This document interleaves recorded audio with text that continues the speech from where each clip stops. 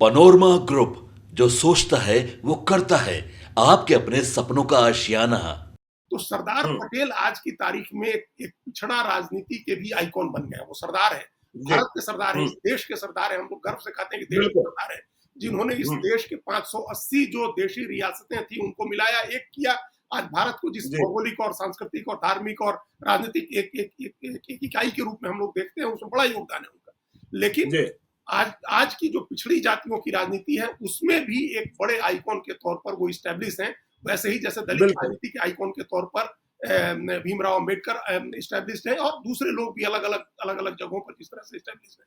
तो इसलिए भी कांग्रेस सरदार पटेल की लीगेसी चाहती है। ये एक बड़ी तस्वीर हो गई। जी। अब उस बिल्कुल। पिछड़ा राजनीति जो राहुल गांधी ने कहा कि हमको पिछड़ों को नहीं छोड़ना है, क्योंकि हमने छोड़ा तो उन्होंने भी छोड़ दिया। तो इसके जी। लिए जरूरत है बिहार में पप्पू यादव की। पहली बात तो ये है, कई जी। बातों में पहली बात ये है कि पहले जो जी। हमने कहा, एक बात तो ये है कि एक पिछड़ा चेहरा, पिछड़ों की राजनीति कांग्रेस को करनी है। दलित, सवर्ण और बिल्कुल। अल्पसंख्यक की राजनीति के साथ-साथ पिछड़ा राजनीति करनी है, तो उसमें कांग्रेस को बिहार की राजनीति में पप्पू यादव की जरूरत है, क्योंकि आप रातों-रात कोई पिछड़ा चेहरा नहीं खड़ा कर सकते हैं। आपने बिल्कुल। भूमिहार चेहरे हैं, ब्राह्मण चेहरे हैं, राजपूत चेहरे भी हैं, दलित चेहरा आपने आगे किया हुआ है। पिछड़े चेहरे भी कहीं न कहीं मिल जाएँगे, लेकिन कोई आइडेंटिटी जी। नहीं, ऐसी आइडेंटिटी का चेहरा नहीं मिलेगा जिसको एकदम से एलिवेट हो जाए, पार्टी की नहीं, पार्टी का बिल्कुल, एकदम से बिल्कुल, एलिवेट हो। बिल्कुल। तो उस जी। नाते आपको पिछड़ा राजनीति करनी है। सिद्धांत लेवल पर, अगर सिद्धांत के स्तर पर आपने ये स्वीकार किया कि पिछड़ा राजनीति करनी है, पिछड़ों को नहीं छोड़ना है, तो पिछड़े चेहरे की जरूरत है। उस जरूरत को पप्पू यादव पूरा करते हैं। दूसरी बात जो हमने बिल्कुल। पहले कह दी है कि एक चेहरा पप्पू यादव का ऐसा है जिसको आप झारखंड में भी इस्तेमाल कर सकते हैं, जिसको दिल्ली में भी इस्तेमाल कर सकते हैं, जिसको आप हरियाणा में भी इस्तेमाल कर सकते हैं, महाराष्ट्र में भी, मध्य प्रदेश में भी, राजस्थान में भी, सब जगह नॉर्थ इंडिया के की हिंदी पट्टी पहचान के मोहताज नहीं है। बिल्कुल, बिल्कुल। आप हर जगह उनको ले जा सकते हैं, और जहां जाएंगे वहां 200, 500, 1000 आदमी उनके नाम से भी जुट सकता है, वो जुटा सकते हैं। बिल्कुल। दूसरे, वो जो राजनीति करते हैं अपने संसाधन से करते हैं। उनको, जैसे हम लोगों ने देखा कि अखिलेश प्रसाद सिंह प्रदेश अध्यक्ष रहते, अपने संसाधन से उन्होंने कांग्रेस को खड़ा किया। तो पप्पू यादव भी अगर कहीं आप भेजेंगे भाषण देने के लिए, तो वो आपसे हवाई जहाज का टिकट और रेम्यूनरेशन नहीं मांगते हैं। नहीं, वो तो रोज बांटते ही रहते हैं ना, रोज रोज बांटते बांटते ही हैं। रहते हैं। तो आप हाँ, मतलब देखिए, कोई नेता यदि बांटते हुए दिखाई पड़ता है, हाँ, जो जमा करता हुआ दिखाई नहीं पड़ता है, हाँ, तो वो पप्पू यादव पप्पू है। यादव है। आज भी बहन का घर है पटना में, हाँ, 2 कमरे का फ्लैट है, और 6 बार के सांसद रह चुके हैं। हाँ, और देखिए, दिल्ली में जो बंगला मिला है, उसे फिर से वह सेवाश्रम सेवाश्रम बनाने जा रहे हैं, हाँ, जहाँ मरीज ही रहेंगे, और वो मरीज रहेंगे जो कैंसरग्रस्त होंगे, जिन्हें ब्रेन स्ट्रोक होगा, जो किडनी की बीमारी होगी। और पप्पू कहते भी हैं कि उन्हीं के साथ रहना, उन्हीं के साथ खाना मुझे अच्छा भी लगता है। उनके इलाज से यदि वे स्वस्थ हो जाते हैं, तो उन्हें तसल्ली भी मिलती है। हाँ, तो अब ऐसी राजनीति करने वाला व्यक्ति, अब मान लीजिए कि कृष्णा अलावरू की तरह वो राजनीति की नौकरी तो नहीं कर रहे हैं। कृष्णा अलावरू तो नौकरी कर बिल्कुल। रहे हैं कांग्रेस पार्टी की, जिनको जी। मौर्या होटल में ठहरने के लिए जगह दिया जाता है और 1.5 लाख रुपए का महीना कांग्रेस की तरफ से मिलता है। उनको पटना बिल्कुल। जाना है तो उनकी हवाई जहाज की टिकट कटाई जाती है कांग्रेस पार्टी की तरफ से। तो हुँ। वो तो नहीं करना है ना। पप्पू यादव को आप देश में कहीं भी भेजेंगे तो अपने संसाधन से जा करके वो प्रचार भी करेंगे, दूसरे लोगों की मदद भी करके आएंगे वहां से। तो एक जी। चेहरा, पहचान, जो पूरे नॉर्थ इंडिया में आपको कोई जरूरत नहीं है पहचान दिखाने की।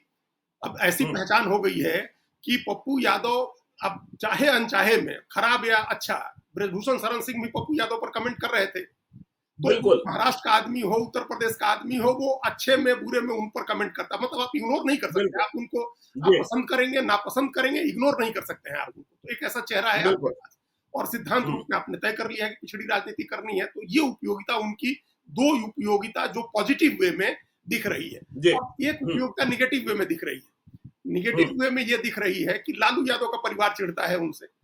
तो बिल्कुल। वो कांग्रेस पार्टी को एक ऐसा चेहरा भी चाहिए है जो, जिससे लालू यादव के परिवार पर भी एक तरह का दबाव बना रहे, एक तरह बिल्कुल, का अभी। संतुलन बनाया जा सके। हाँ, तो कांग्रेस हुँ। पार्टी अब ये वो राजनीति नहीं करना चाह रही है कि आरजेडी के सामने सरेंडर हो, और आरजेडी हुँ। के हिसाब से हम पॉलिटिकल एजेंडा तय करें, आरजेडी के हिसाब से हम अपने प्रचारक तय करें, आरजेडी के हिसाब से कैंडिडेट तय करें। वो राजनीति नहीं करना चाह रही है कांग्रेस। हाँ, इंडिपेंडेंट कांग्रेस होना पार्टी तो कांग्रेस करना कहेगी चाह ना जी, कांग्रेस पार्टी तो कहेगी लालू फैमिली को, आपने इतना विरोध किया, हाँ, आपके 40 विधायक वहाँ बिल्कुल। जमा रहे, स्वयं तेजस्वी यादव जमा रहे, आपने हमें टिकट नहीं देने दिया।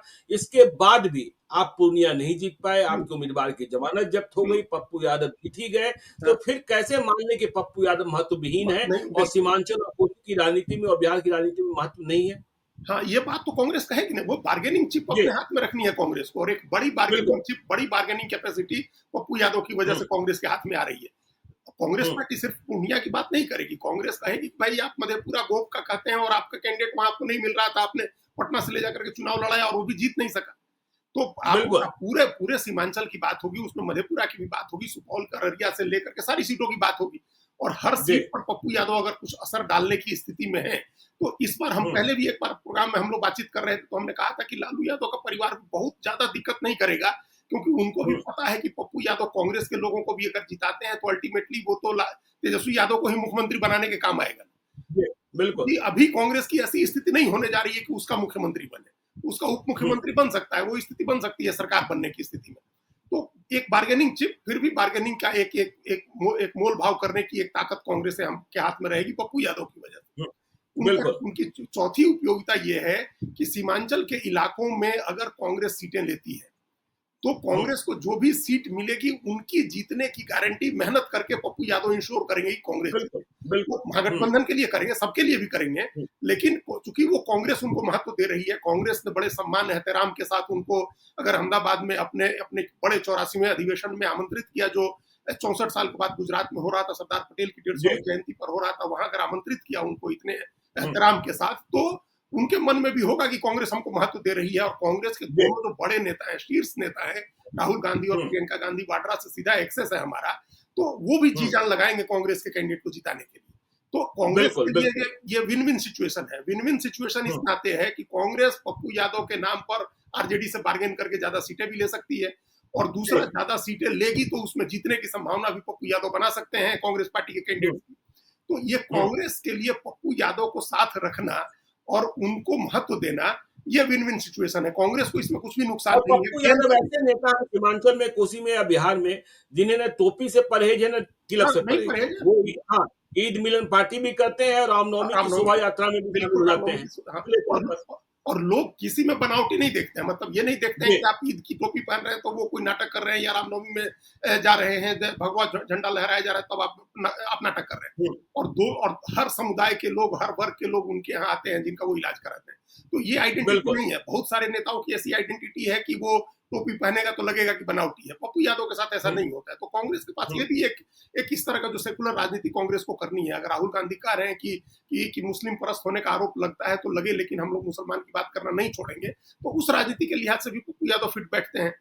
तो तो इसका आशय ये हुआ ना अजीत जी कि पप्पू यादव के भी कुछ लोगों का जो उनके साथ निष्ठा के साथ जुड़े रहे हैं, जब उन्होंने पार्टी खत्म कर दी, निर्दलीय चुनाव लड़े, एमपी बन गए, तो उनके भी कुछ लोगों को टिकट मिल सकता है कांग्रेस की ओर से, और महागठबंधन के उम्मीदवार वह बन सकते हैं 2025 के उम्मीदवार में, 2025 के चुनाव में। निश्चित रूप से मिल सकता है, निश्चित रूप से, चूंकि जी कांग्रेस अगर उनका इस्तेमाल करना चाह रही है, तो बिल्कुल इस्तेमाल करना चाह रही है, तो वहां फिर आप ये नहीं हो सकता कि सिर्फ आप इस्तेमाल करें उनका और उनको कोई लाभ नहीं। भाई आपने तो हम्म उनको कोई लाभ नहीं दिया सिवाय इसके कि राहुल गांधी उनके वहां कैंपेन करने नहीं गए। बिल्कुल हालांकि ये अगर राहुल गांधी भी जाकर के बीमा भारती के लिए कैंपेन कर रहे होते तो जरूरी नहीं था कि बीमा भारती को 1000-2000 हो सकता है वोट बढ़ जाता, उससे ज्यादा कुछ फर्क नहीं हम्म पड़ने वाला था वहां। जी लेकिन राहुल गांधी नहीं गए, तो ये एक उनके प्रति सद्भावना सद्भावना है जो उन्होंने दिखाई। जी तो लेकिन जब पॉलिटिकल हार्ड बार्गेनिंग होगी, जब मटेरियल चीजों की बार्गेनिंग होगी, टिकटों की बार्गेनिंग होगी, जिसके लिए 5 साल जी लोग इंतजार करते हैं, चुनाव होता है, तो वहां पप्पू यादव सद्भाव खाली नहीं दिखाएंगे कि आप हमको बहुत महत्व दिए, बड़ा सम्मान आप लोग देते हैं, तो इसलिए हम आपके साथ काम बिल्कुल करेंगे।